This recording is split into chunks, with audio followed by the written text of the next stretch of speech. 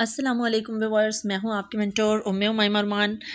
जी, आज का जो टॉपिक है वो हमारा एलिमेंट ऑफ करिकुलम की डिटेल पे है। लास्ट वीडियो में जो हमारा फर्स्ट लेक्चर था करिकुलम के चैप्टर का, उसमें हमने डिस्कस किया था कि व्हाट इज़ करिकुलम, उसकी डेफिनेशंस डिस्कस की थी। मैंने आपको ये बताया था कि आपके paper and interview point of view से कौन कौन सी डेफिनेशंस इंपॉर्टेंट है जो आपने लर्न करनी है। तो आज का जो हमारा टॉपिक है ना, उसमें हम ये डिस्कस करेंगे कि जो 4 एलिमेंट्स, बेसिक एलिमेंट्स मैंने आपको बताए थे ना करिकुलम के, कंटेंट, सॉरी, सबसे पहले ऑब्जेक्टिव, फिर कंटेंट, फिर methodology and at the end evaluation. तो आज हम उन चारों पॉइंट्स को डिटेल में डिस्कस करेंगे, इनकी फर्दर इलेबोरेशन पढ़ेंगे। ठीक हो गया। लेकिन वीडियो स्टार्ट करने से पहले मैं आप लोगों को ये बता दूं कि अब तक तो आप लोगों को मेरे व्हाट्सएप ग्रुप में जस्ट डेली टेस्ट का लिंक मिलता था ना, लेकिन अब मैं हर वीडियो के कमेंट बॉक्स में ना जो लिंक होगा डेली टेस्टिंग का, वो पिन कर दिया करूँगी। ठीक है, कमेंट करके और पिन कर दिया करूँगी, सो दैट जो भी जब भी कभी इस वीडियो को सुने और वो चाहे कि मैं इस वीडियो को सुनने के बाद इस वीडियो का टेस्ट अटैम्प्ट करूँ, तो वो वहीं पे अटैम्प्ट कर ले, ताकि आप लोगों को मुझे अप्रोच करके और फिर मुझसे टेस्ट के लिंक्स ना मांगने पड़ें। क्योंकि बहुत सारे एस्पिरेंट होते हैं जो कहते हैं मैम आज हमने आपकी वीडियो सुनी तो हमें टेस्ट का लिंक चाहिए, और फिर मुझे भी ढूंढने में बहुत ज़्यादा टाइम लगता है। तो इस तरह आप लोगों के लिए भी ईजी हो जाएगा और मेरे लिए भी ईजी हो जाएगा। ठीक हो गया। लेकिन वीडियो स्टार्ट करने से पहले आप लोगों से मेरी रिक्वेस्ट है कि अगर आप चैनल पर न्यू हैं तो चैनल को लाइक कीजिएगा, सब्सक्राइब कीजिएगा, और अगर हो सके और वीडियो अच्छी लगे तो वीडियो को शेयर भी ज़रूर कीजिएगा। ठीक हो गया। सबसे पहले हम डिस्कस कर लेते हैं टाइप्स ऑफ ऑब्जेक्टिव्स। मैंने आपको बता दिया था कि जो ऑब्जेक्टिव्स होते हैं वो इंटेंडेड आउटकम्स होते हैं किसी भी करिकुलम के। ये हमारे पास एक्सपेक्टेशंस होती हैं जिनको हमने कंप्लीट करना होता है, जिनको हमने फुलफिल करना होता है, जिनको हमने हासिल करना होता है। ठीक है। अच्छा, अब जो हगीज़ है ना, इन्होंने इंडिकेट किए थे 4 सोर्सेज ऑफ ऑब्जेक्टिव्स के। ऑब्जेक्टिव्स जो है ना, हमें कहाँ से ड्राइव करने चाहिए। ऑब्जेक्टिव हम अपनी आइडियोलॉजी से ले सकते हैं, ठीक है, ये एक जनरल पर्सपेक्टिव है। लेकिन हगीज़ ने क्या कहा है, उन्होंने कहा है कि हम अपने ऑब्जेक्टिव अपनी सोसाइटी से लेंगे, अपने नॉलेज से लेंगे, अपनी लर्निंग सिचुएशन से लेंगे और अपने लर्नर्स से ऑब्जेक्टिव्स लेंगे। ठीक हो गया। इसके अलावा ऑब्जेक्टिव्स के लिए बेंजामिन ब्लूम, रेथवॉल एंड सिम्पसन ने, आपको पता है कि ब्लूम टेक्सोनोमी पे वर्क किया था, जिसमें उन्होंने cognitive, affective and psychomotor domain पे वर्क किया था। अगर आपको इनकी डिटेल चाहिए तो मेरी टेक्सोनोमीज़ वाली जो प्लेलिस्ट है डेली लाइफ एग्जांपल्स के साथ, बहुत ज़बरदस्त, मुझे लगता है कि मेरा अब तक का जो बेस्ट वर्क है ना वो टेक्सोनोमीज़ या फिर फ़िलासफ़ी पे है, जो मेरी वीडियोज़ मेरे यूट्यूब चैनल पर मौजूद हैं।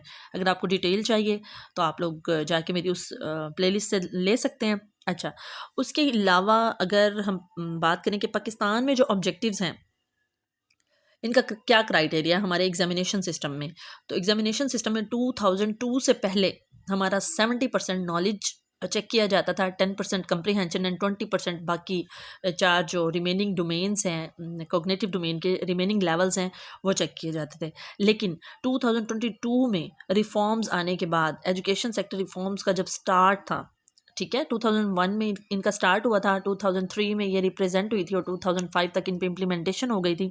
तो 2002 का जो दौर था, उसमें जो एजुकेशन सेक्टर रिफॉर्म्स लाई गई थी ना, उसके अंडर ये एक इनिशिएटिव लिया गया था कि जो हमारी कॉग्निटिव डोमेन है ना, उसका जो फर्स्ट लेवल नॉलेज है उसकी वेटेज 50% होगी। ठीक है, पहले 70% थी, फिर इसकी वेटेज कम करके 50% कर दी गई, ताकि 50% हम मज़ीद दूसरे एरियाज़ पे वर्क कर सकें। अच्छा, एक और पेपर पॉइंट ऑफ व्यू से बड़ा इंपॉर्टेंट पॉइंट है, वो ये है कि जो अफेक्टिव डोमेन है ना, वो पाकिस्तान में या इंडिया में, इन दोनों कंट्रीज़ में अफेक्टिव डोमेन को जज नहीं किया जाता एग्जामिनेशन पॉइंट ऑफ व्यू की अगर हम बात करें तो।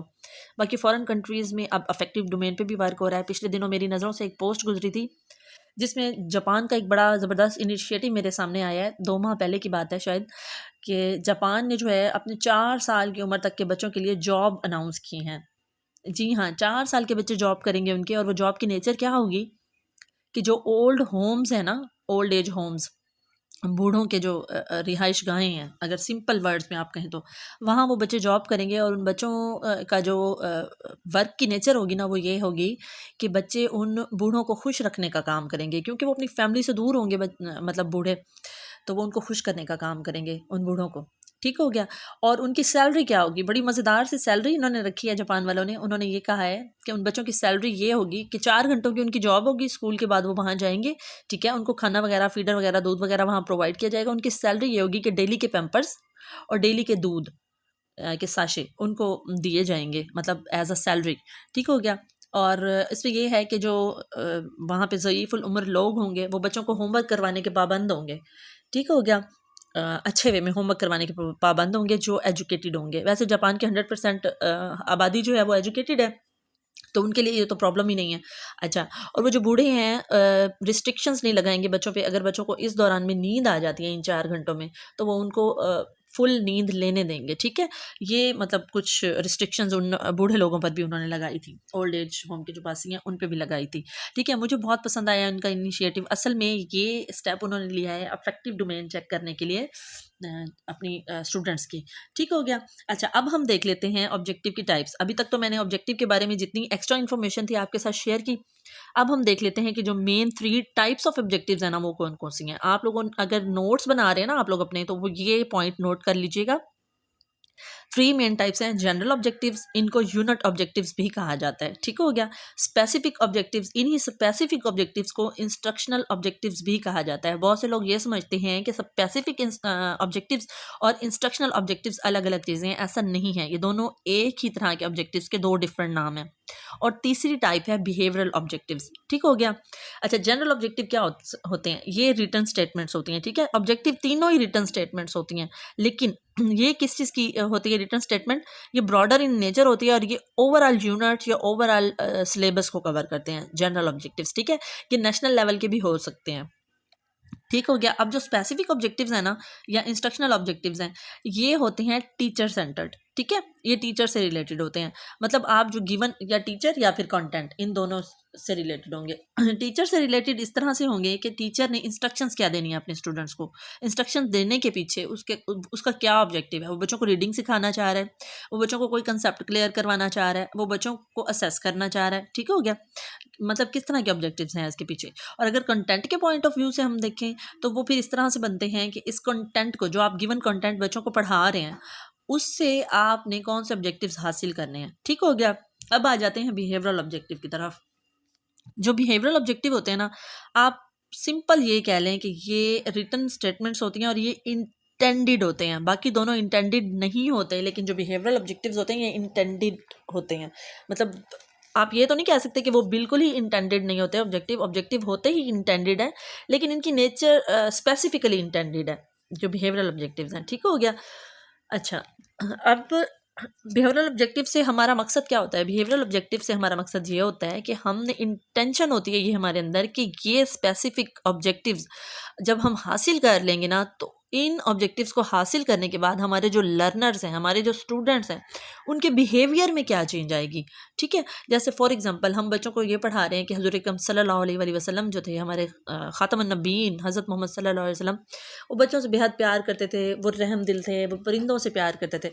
तो ये पूरी स्टोरी या पूरे ये वाक़यात आप सल्लल्लाहु अलैहि वसल्लम की ज़िंदगी के बताने का मकसद क्या है? बताने का मकसद ये है कि जो हमारे लर्नर्स हैं, जो हमारे स्टूडेंट्स हैं, उनमें सिंपैथी आए, उनमें लव का जो आप ऐसे समझ लें कि मादा है, वो परवान चढ़े, वो सोशल कोलैबोरेशन सीखें, वो दूसरों के लिए सिंपैथेटिक वे में बिहेव करें, उनके अखलाक अच्छे हो जाएँ। ठीक है? तो ये हमारे बिहेवियरल ऑब्जेक्टिव्स हैं। ठीक हो गया? अब हम आ जाते हैं कंटेंट की तरफ। कंटेंट में जनाब हम कंटेंट को देखेंगे कि कंटेंट है क्या, और फिर कंटेंट के डिफरेंट जो मेथड्स हैं, कंटेंट की सिलेक्शन के जो मेथड्स हैं, हम उनको डिस्कस करेंगे। और फिर जो हम कंटेंट की ऑर्गेनाइजेशन है उसको डिस्कस करेंगे। ठीक हो गया? सबसे पहले हम ये देख लेते हैं कि कंटेंट क्या है। कंटेंट जो है, it is the subject matter of the course. बस सिंपल वर्ड्स में कि जो आपके पास रिटन मटेरियल है ना आपके कोर्स में, वो आपका कंटेंट है, या डिटेल्ड जो डिस्क्रिप्शन है आपकी, वो आपका कंटेंट है। मतलब कंटेंट आप क्यों यूज़ करती हैं? अपने ऑब्जेक्टिव्स को हासिल करने के लिए, अपने स्टूडेंट्स में कॉन्सेप्ट्स को डेवलप करने के लिए, अपने स्टूडेंट्स में थीरीज़ को इन्फ्यूज़ करने के लिए, अपने स्टूडेंट्स को, अपने लर्नर्स को नॉलेज प्रोवाइड करने के लिए, अपने स्टूडेंट्स में स्किल्स डेवलप करने के लिए हम क्या चीज़ यूज़ करते हैं? कंटेंट यूज़ करते हैं। ठीक हो गया? अब जो कंटेंट है ना, इसकी 2 टाइप्स हैं। ये ज़्यादा फेमस नहीं है, पेपर पॉइंट ऑफ व्यू से भी बहुत ज़्यादा इंपॉर्टेंट नहीं है, लेकिन आपको इनका आइडिया होना चाहिए। आपको पता है पीपीएससी, एफपीएससी, एसपीएससी, ये जिस तरह के जो कॉम्पिटिटिव एग्जाम्स होते हैं ना, ये अनप्रिडिक्टेबल होते हैं, कुछ भी पूछा जा सकता है। तो जो इसकी 2 टाइप्स हैं, एक है सब्सटेंटिव और एक है सिंटैक्टिकल। मैं फिर बता देती हूँ, सब्सटेंटिव एंड सिंटैक्टिकल। अब जो सब्सटेंटिव है ना, ये फैक्चुअल इंफॉर्मेशन होती है, ठीक है, फैक्ट पे मबनी होती है। और जो सिंटैक्टिकल होती है ना, ये थिंकिंग प्रोसेस के साथ होती है, हमारे अपने थिंकिंग प्रोसेस से निकलती है, ठीक हो गया। अब हम देख लेते हैं कि कंटेंट की सिलेक्शन के जो 3 मेन मेथड्स हैं वो कौन कौन से हैं। पहला जो मेथड है वो है जजमेंटल मेथड या जजमेंटल प्रोसेस।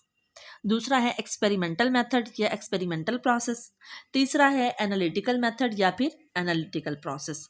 अब ये हैं क्या, जजमेंटल प्रोसेस में ये होता है कि हम अपनी जजमेंट के अकॉर्डिंग अपने करिकुलम को जो है ना, करिकुलम के कंटेंट को सिलेक्ट करते हैं। जैसे करिकुलम डेवलपर्स होते हैं ना, वो अपनी जजमेंट के हिसाब से कंटेंट को सिलेक्ट करते हैं, ये होता है जजमेंटल प्रोसेस। अच्छा, एक्सपेरिमेंटल क्या होता है? एक्सपेरिमेंटल जो है ना, ये साइंटिफिक वे है किसी भी कंटेंट को जो है कलेक्ट करने का। किस तरह से? जो होते हैं ना हमारे पास करिकुलम डेवलपर्स, वो इंक्वायरी करते हैं, ठीक है, प्रॉब्लम्स को स्टडी करते हैं प्रॉपर वे में, फिर साइंटिफिक अप्रोच यूज़ करते हैं, इंक्वायरी करने के बाद फिर एक्सपेरिमेंट्स करते हैं, और एट द एंड जो उनके पास फाइनल प्रोडक्ट होती है ना, उसको वो सिलेबस में या उसको वो कंटेंट में ऐड कर देते हैं, ठीक हो गया। ये मोस्ट ऑथेंटिक सोर्स है कंटेंट की सिलेक्शन का। अच्छा, तीसरा होता है एनालिटिकल प्रोसेस, और ये जो एनालिटिकल प्रोसेस है ना, ये सबसे फेमस और मोस्ट वाइडली यूज्ड प्रोसीजर है कंटेंट के सिलेक्शन का, ठीक है, ज़्यादातर यही इस्तेमाल किया जाता है। अब एनालिटिकल प्रोसेस होता क्या है? एनालिटिकल प्रोसेस जो है ना, इसमें सिलेक्शन की जाती है डिफरेंट पीपल्स की एक्टिविटीज़ की, ये गिवन मटेरियल की, ये गिवन एक्सपीरियंसेस की, या बिब्लियोग्राफिकल रिसर्च के बाद जो हमारे पास मटेरियल होता है ना, उस पर प्रॉपर जो है ना उनको एनालाइज किया जाता है। एनालिटिकल प्रोसेस से गुजारने के बाद लोगों के एक्सपीरियंसेस को, लोगों की एक्टिविटीज़ को, हमारे पास गिवन मटेरियल को, बिब्लियोग्राफिकल मटेरियल को, या केस स्टडी अगर हम करते हैं यूज़, मतलब कंटेंट या रिसर्च वर्क के लिए, तो उस पूरे मटेरियल को ना एनालाइज किया जाता है आपस में, उसकी वर्थ एंड वैल्यू को फिर चेक किया जाता है, और एट द एंड जो है ना हमारे पास जो फाइनल प्रोडक्ट आती है ना, उसको हम अपना कंटेंट कहते हैं। ये सबसे मोस्ट वाइडली यूज्ड वे है। अब हम देख लेते हैं what is organisation of content. Organisation ये है कि आपके पास जो कंटेंट है ना, आप उसको ऑर्गेनाइज कैसे करते हैं, आप उसको तरतीब कैसे देते हैं, उसको किस तरह सीक्वेंस में बांटते हैं, किस तरह से अपने बच्चों के पास, अपने लर्नर्स के पास, अपने स्टूडेंट्स के पास उसको पहुंचाते हैं कि वो उनके लिए ईजी भी हो और इंटरेस्टिंग भी हो, ठीक हो गया। अब इसकी ना फर्दर 3 सब टाइप्स हैं, या आप ऐसे कह सकते हैं कि 3 पार्ट्स हैं। तो उसमें से एक है स्कोप, दूसरा है सीक्वेंस, और तीसरा है इंटीग्रेशन। मैं फिर बता देती हूँ, स्कोप, सीक्वेंस एंड इंटीग्रेशन। अब स्कोप क्या है? स्कोप जो है ना, वो हमें ये बताता है कि हमने एक्चुअल में कितनी इन्फॉर्मेशन, कितना अमाउंट अपने बच्चों को पढ़ाना है, क्या किस चीज़ की इन्फॉर्मेशन देनी है, कितना मटेरियल हमने पढ़ाना है। स्कोप हमें क्या बताता है कि मटेरियल बेस्ड है, ये हमें बताता है कि हमने बच्चों को पढ़ाना क्या है, मटेरियल कौन सा देना है, जो हमारी आइडियोलॉजी के अकॉर्डिंग हो। मटेरियल ऐसा होना चाहिए जो हमारी आइडियोलॉजी के अकॉर्डिंग है, जो हमारी कस्टम्स, हमारी सोसाइटी के अकॉर्डिंग हो, उसकी नीड्स को फुलफिल करता हो। ऐसा ना हो कि मतलब हम हों तो मुस्लिम माशरे में रहने वाले, लेकिन हम फॉलो कर रहे हैं एथीस्ट को, ऐसा नहीं होना चाहिए। हमारे करिकुलम को जो है ना हमारे अपनी आइडियोलॉजी के अकॉर्डिंग होना चाहिए। तो स्कोप ये चीज़ है। अच्छा, अब सीक्वेंस क्या है? सीक्वेंस हमें ये बताता है कि जो हमने जो कुछ हमने प्रेजेंट करना है ना, स्कोप के मतलब जो स्कोप में हमने कलेक्ट किया जो कुछ, ठीक है, उसको हमने प्रेजेंट कैसे करना है, ठीक है, मतलब जो स्कोप वाले पॉइंट ऑफ व्यू पे हमने मटेरियल इकट्ठा किया ना, उसको हमने किस तरतीब से अपने बच्चों को, अपने स्टूडेंट्स को, अपने लर्नर्स को प्रेजेंट करना है, ये हमारे पास सीक्वेंस। और इंटीग्रेशन क्या है? इंटीग्रेशन ये है कि हमने डिफरेंट सब्जेक्ट्स को या एक ही सब्जेक्ट के डिफरेंट पार्ट्स को आपस में रिलेट कैसे करना है, और इस तरह से रिलेट किया जाए कि हमारे बच्चे के लिए ये हेल्पफुल भी प्रूव हो, ईजी भी हो जाए और इंटरेस्टिंग भी हो जाए, ठीक है, और बच्चा बर्डनाइज भी ना हो, ठीक हो गया। यानी हमारे स्टूडेंट्स, हमारे लर्नर्स जो हैं वो बर्डनाइज भी ना हो। तो ये होती है इंटीग्रेशन।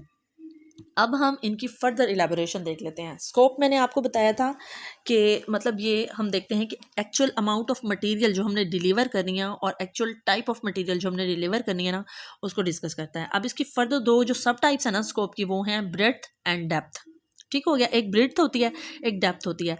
ब्रेड्थ जो होती है ना, वो रेंज ऑफ मटेरियल होती है कि हमने कितना मटेरियल देना है गिवन प्रोग्राम में या गिवन क्लास में, ठीक है। और डेप्थ जो होती है ना, वो हमें ये बताती है कि कितनी इन्फॉर्मेशन देनी है हमने, मतलब जो मटेरियल हमने पढ़ाना है ना, उसके हवाले से भी आगे इन्फॉर्मेशन कितनी देनी है हमने, वो हमें बताती है डेप्थ। अगर मैं अपना सिंपल वे में आपको समझाऊँ ना, तो ब्रेड्थ हमें ये बताती है कि हमने कौन सा मटेरियल पढ़ाना है और कितना पढ़ाना है, ठीक है। और डेप्थ हमें ये बताती है कि जो पढ़ाना है और जितना पढ़ाना है ना, उसकी डिटेल कितनी देनी है, ठीक हो गया। अब हम आ जाते हैं सीक्वेंस की तरफ। मैंने आपको पहले बताया था कि जो सीक्वेंस है वो ऑर्डर होता है हमारी प्रेजेंटेशन का, कि जो कुछ हमारे पास ब्रेड्थ या डेप्थ की सूरत में मौजूद है ना, हमने उसको प्रेजेंट कैसे करना है अपने लर्नर्स के सामने, ठीक है। इसकी भी दो ऑर्गेनाइजेशन हैं, एक वर्टिकल ऑर्गेनाइजेशन है इसकी, एक हॉरिजॉन्टल ऑर्गेनाइजेशन है। हॉरिजॉन्टल आपको पता है उसको लैंडस्केप भी कहते हैं। हॉरिजॉन्टल का मतलब होता है ज़मीन के साथ साथ बिल्कुल। तो इसका मतलब ये हुआ कि with in the one class, with in the same level, ठीक है। एक क्लास के अंदर डिफरेंट सब्जेक्ट को आपने आपस में किस तरह से उनके ऑर्डर को सेट करना है, ठीक हो गया। एक ही सब्जेक्ट के डिफरेंट चीज़ों को आपने किस तरह से सेट करना है। और वर्टिकल ऑर्गेनाइजेशन क्या होगी कि डिफरेंट क्लासेस पे में आपने जो है एक ही सब्जेक्ट को किस तरह से इंटीग्रेट करना है। मतलब देखें, हॉरिजॉन्टल पे हम ये देखेंगे क्लास हमारे पास एक होगी लेकिन सब्जेक्ट डिफरेंट होंगे, ये याद रखिएगा। हॉरिजॉन्टल पे क्लास एक होगी, सब्जेक्ट डिफरेंट होंगे, उनकी आपस में इंटर रिलेशनशिप देखा जाएगा, ठीक हो गया। लेकिन वर्टिकल में क्लासेस डिफरेंट होंगी, ठीक है, सब्जेक्ट एक होगा। जैसे आपने 5 क्लास में कितनी इन्फॉर्मेशन दी साइंस के स्टूडेंट्स को, तो 6 क्लास में फिर उससे ज़्यादा इन्फॉर्मेशन जो आपने देनी है उसकी इंटीग्रेशन जो होगी वो आपकी वर्टिकल ऑर्गेनाइजेशन में आ जाएगी, ठीक हो गया। लेकिन एक ही क्लास में, जैसे फॉर एग्जांपल आपने 9th क्लास के स्टूडेंट को उर्दू ए में क्या दिया, कितना कंटेंट दिया, और उर्दू बी में कितना कंटेंट दिया, और उनका ऑर्डर क्या था, ठीक है। या इंग्लिश के सब्जेक्ट को या मैथमेटिक्स के सब्जेक्ट को इस तरह से रिलेट कर लेना बाकी सब्जेक्ट्स के साथ, तो वो आपके पास हॉरिजॉन्टल ऑर्गेनाइजेशन में आ जाएगा, ठीक हो गया। अब हम देख लेते हैं इंटीग्रेशन। इंटीग्रेशन मैंने आपको बताया था कि ये डिफरेंट सब्जेक्ट्स को मर्ज करने का नाम होता है, ठीक है। जैसे अभी हमने डिफरेंट सब्जेक्ट्स को मर्ज किया हॉरिजॉन्टल या वर्टिकल ऑर्गेनाइजेशन के तहत, ठीक है। अब इसी की फर्दर इलाबोरेशन हम इंटीग्रेशन में करते हैं, ठीक है। एक होती है इंट्रा डिसिप्लिनरी इंटीग्रेशन और एक होती है इंटर डिसिप्लिनरी इंटीग्रेशन। इंटर का मतलब होता है दो चीज़ों के माबैन, और इंटर का मतलब होता है दो से ज़्यादा चीज़ों के माबैन, ठीक हो गया। अब इंट्रा डिसिप्लिनरी क्या होता है कि जब हम इंटीग्रेशन करते हैं ना किसी भी सब्जेक्ट की with in the same class, ठीक है, with in the same class किसी भी एक सब्जेक्ट की इंटीग्रेशन, जैसे अभी मैंने आपको एग्जांपल दी थी उर्दू वाली और इंग्लिश वाली, ठीक है। डिफरेंट सब्जेक्ट्स का नहीं होगा। वर्टिकल में तो अगर क्लास सेम, सॉरी हॉरिजॉन्टल में तो क्लास सेम थी लेकिन सब्जेक्ट डिफरेंट थे, लेकिन यहाँ क्लास भी एक है इंटरडिसिप्लिनरी में और सब्जेक्ट भी एक ही है, उसकी इंटीग्रेशन है, ठीक हो गया। और इंटरडिसिप्लिनरी में आप ये देखते हैं कि मतलब डिफरेंट क्लासेस में आप एक सब्जेक्ट की किस तरह से इंटीग्रेशन करते हैं, ठीक हो गया। आपने सीक्वेंस के साथ इसको बिल्कुल इंटीग्रेशन को मर्ज नहीं करना। सीक्वेंस में अगर क्लास एक है तो फिर सब्जेक्ट डिफरेंट है, और अगर सब्जेक्ट एक है तो फिर क्लासेस डिफरेंट है, लेकिन यहाँ ऐसा नहीं है। इंट्रा डिसिप्लिनरी और इंटर डिसिप्लिनरी में ये है कि क्लास भी सेम और सब्जेक्ट भी सेम, ठीक है, फिर सब्जेक्ट सेम और क्लासेस डिफरेंट, ठीक हो गया। ये आपने इस तरह से याद रखने हैं नोमोनिक्स बना के जी। उसके बाद हम डिस्कस कर लेते हैं व्हाट इज़ पेडागोजी, ठीक हो गया। अच्छा, पेडागोजी की स्लाइड जो है ना वो मिसिंग हो गई है मेरी पीडीएफ में। मैंने बनाई तो ज़रूर थी आप लोगों के लिए, लेकिन पता नहीं किस तरह से मिसिंग हो गई, इवैल्यूएशन की भी और पेडागोजी की भी। तो फिर आप लोगों ने माइंड में रखना है कि आप पेडागोजी पढ़ रहे हैं, हालांकि यहाँ कंटेंट्स लिखा हुआ आ रहा है, ठीक है। मैं इसको एक बार आप लोगों को इस तरह से बता देती हूँ ताकि आप लोग भूल ना जाएं कि आप क्या पढ़ रहे हैं, ठीक है। आप पढ़ रहे हैं पेडागोजी,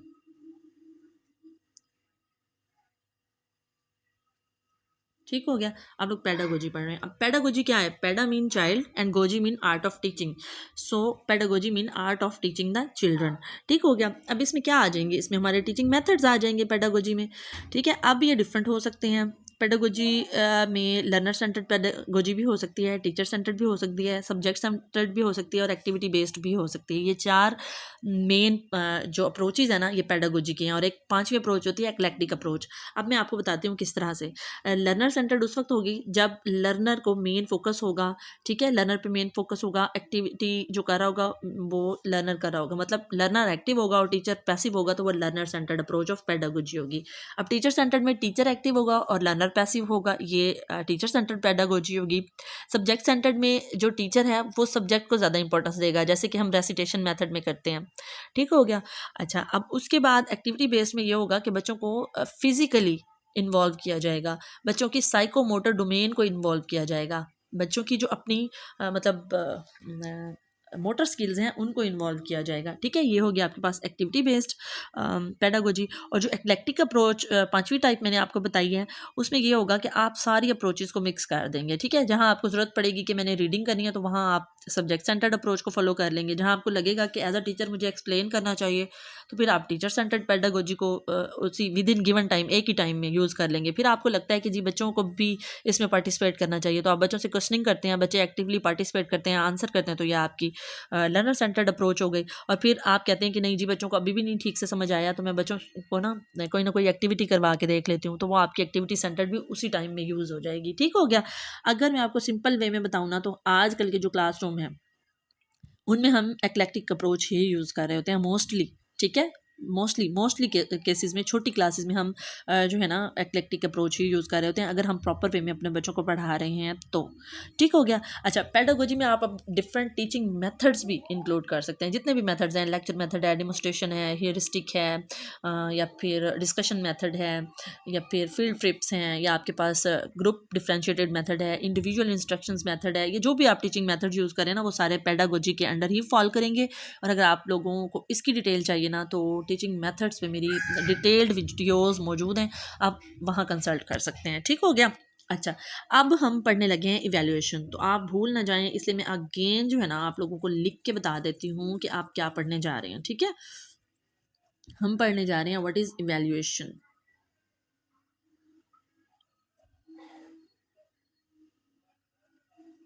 ठीक हो गया। अच्छा जी, इवैल्यूएशन क्या होती है? इवैल्यूएशन जो है ये वर्थ एंड वैल्यू जजमेंट होती है किसी भी गिवन फिनोमिना की। ठीक हो गया।